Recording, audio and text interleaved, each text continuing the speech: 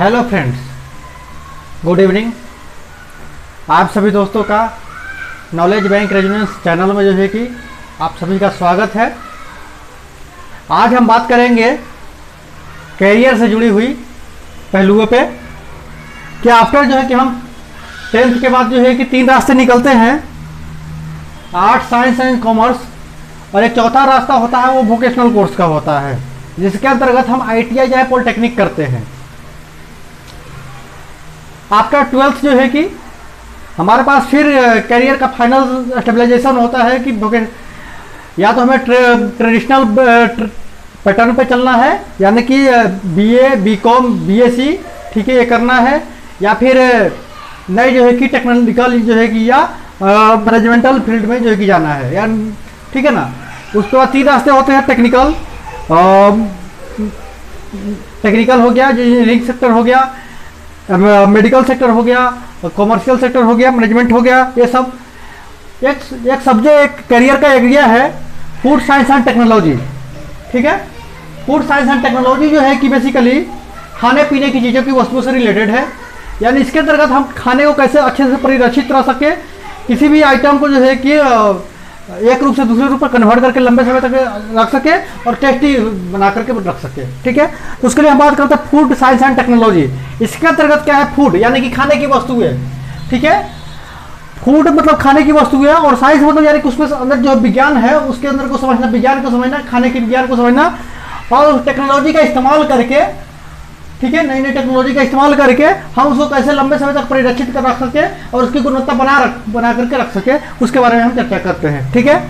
उसके विषय में पढ़ाई होती है काफ़ी अच्छी, जो है कि ये लॉन्ग ड्यूरेशन जो है कि मतलब ये क्या है, शुरू से लेकर के और आज तक और आगे भी जो है कि ये ब्रांच जो है कि डिमांड में ही रहेगा।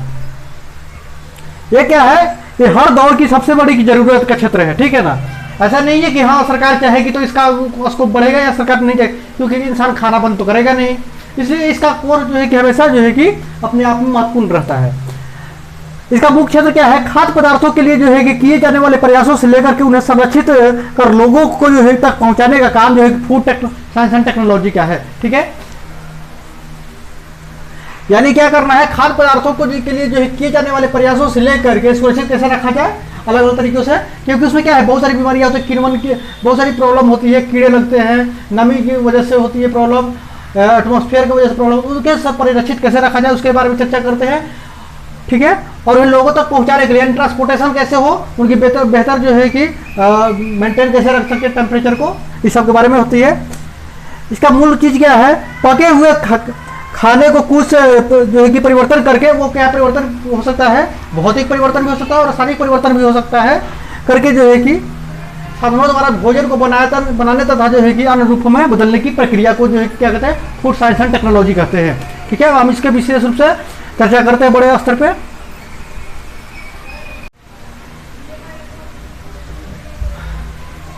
ठीक है।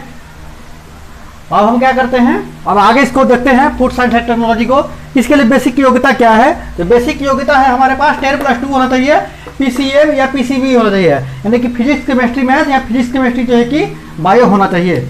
कम से कम इसमें जो है कि मिनिमम 50% जो होना चाहिए स्कोर, मिनिमम जो स्कोर रिक्वायरमेंट है 10+2 में 50% से ऊपर, ठीक है।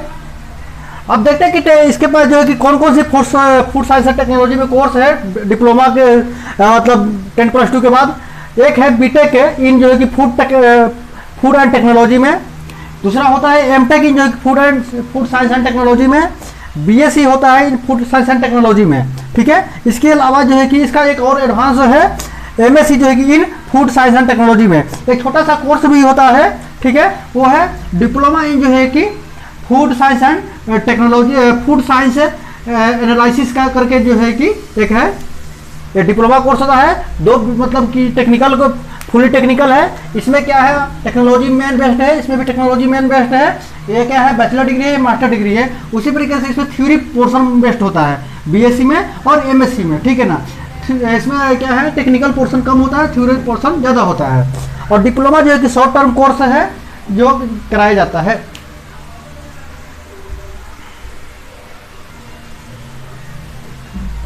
अब हम बात करते हैं इसके मुख्य संस्थानों की, कौन कौन से इसके मुख्य संस्थान है जो कि फूड साइंस एंड टेक्नोलॉजी का कोर्स करवाते हैं।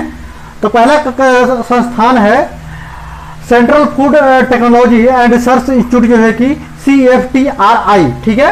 दूसरा है इंस्टीट्यूट इंडियन इंस्टीट्यूट ऑफ जो है क्रॉप प्रोसेसिंग टेक्नोलॉजी, ठीक है, IICPT, ठीक है। तीसरा है नेशनल एग्रीकल्चर एग्री फूड जो है कि बायोटेक्नोलॉजी इंस्टीट्यूट जो है कि NABI, ठीक है। और चौथा है फूड एंड जो है कि drugs technology toxicology research centre FBTRC, ठीक है।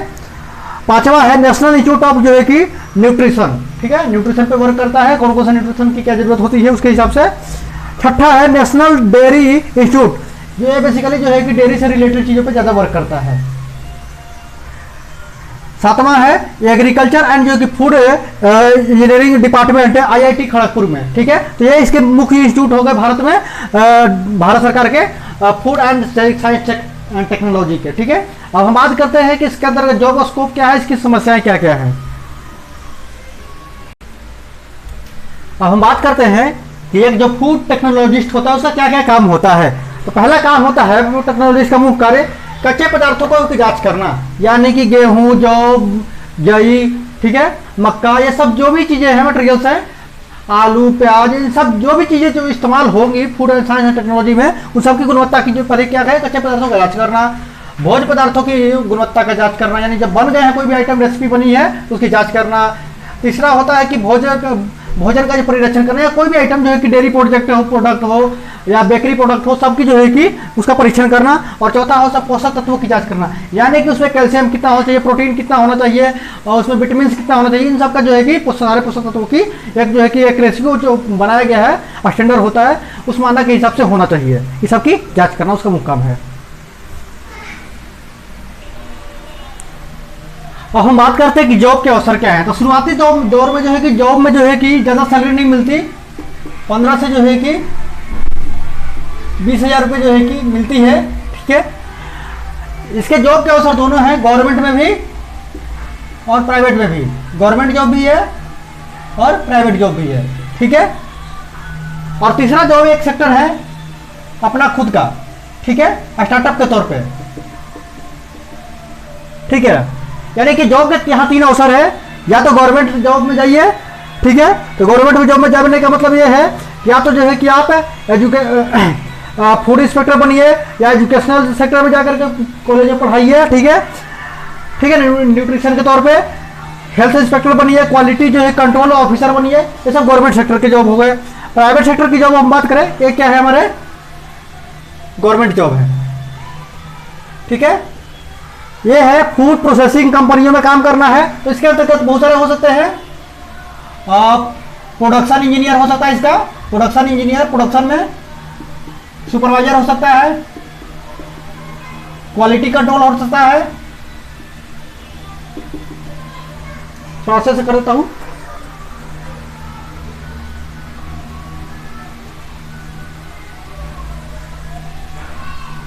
देखिए अगर जॉब की बात करें, जॉब की अगर हम बात करें तो 3 सेक्टर है इसमें।